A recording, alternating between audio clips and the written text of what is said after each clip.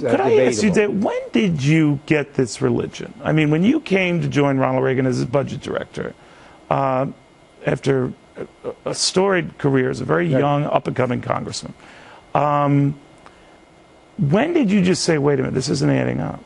Well, when the numbers started not to add up. And when you presented that to Ronald Reagan, what did he say? Well, I mean, I laid that out in my first book. He just didn't want to believe it, and he thought quickly it would get better when the recovery came. The recovery came. The deficit was still $200 billion. But the boom more than offset the concerns about the deficit, right? It didn't. Well, that was the argument. Yeah, that was the argument at the time, but it led to the very terrible legacy that deficits don't matter. Cheney actually said it explicitly. The Republican rank and file adopted it. I don't know if they really believed it, but it was convenient. Well, what's worse, to build deficits based on tax cuts, if that's your argument, or excessive spending? There is no way that a deficit... There is no good red, right? No, there is no way that a deficit doesn't become a tax increase sometime down the road. We are burying the next generation in debt. They will have to service that. We're burying it with only a select few. We're taxing more. And half the people pay no federal income tax at all. Of course they don't. So isn't that disproportionate? Well, look, the whole system is out of kilter. And as we get down the road and finally the day of reckoning comes and we have to begin to manage this debt, which is totally out of control, we're going to be taxing everybody. Well, when will it happen? When do you think that happens? I think we're getting close to the point where the Fed can no longer buy all the debt. The next couple of years? Yes. I think the bond market... So the end of the Obama term would look like what? You know, some major dislocation. The bond market right now is... Well, major dislocation, a market tumult, depression? I think we're in the biggest bond market bubble in history.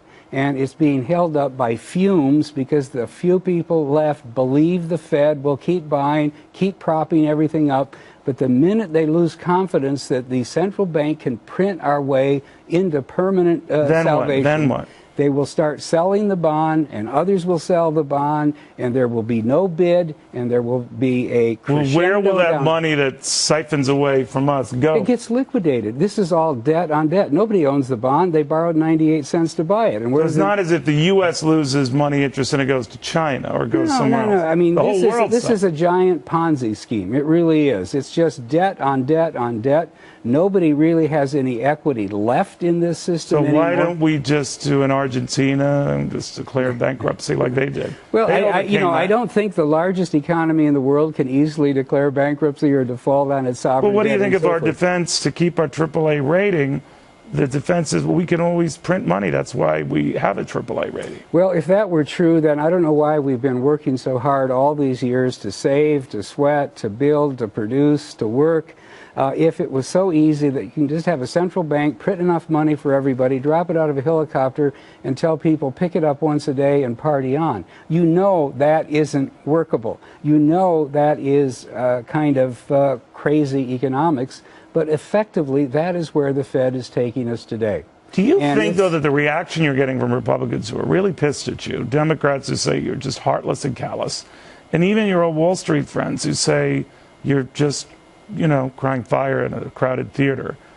How do you feel about all that? Well, you know, I sort of let the chips fall where they may, okay, because it's all part of the same syndrome. There are a lot of people who don't believe that this bubble on Wall Street today, we're at a point where we were 13 years ago, same point, dot-com crash, they reflated it under Greenspan, got there in 2007, 2008, crashed again. Now we're back to the same level, 1560. But a lot of people look at multiples in markets and things like that, David, say it's actually pretty cheap. No, the market is dangerous. It's not cheap. So where do you put your money?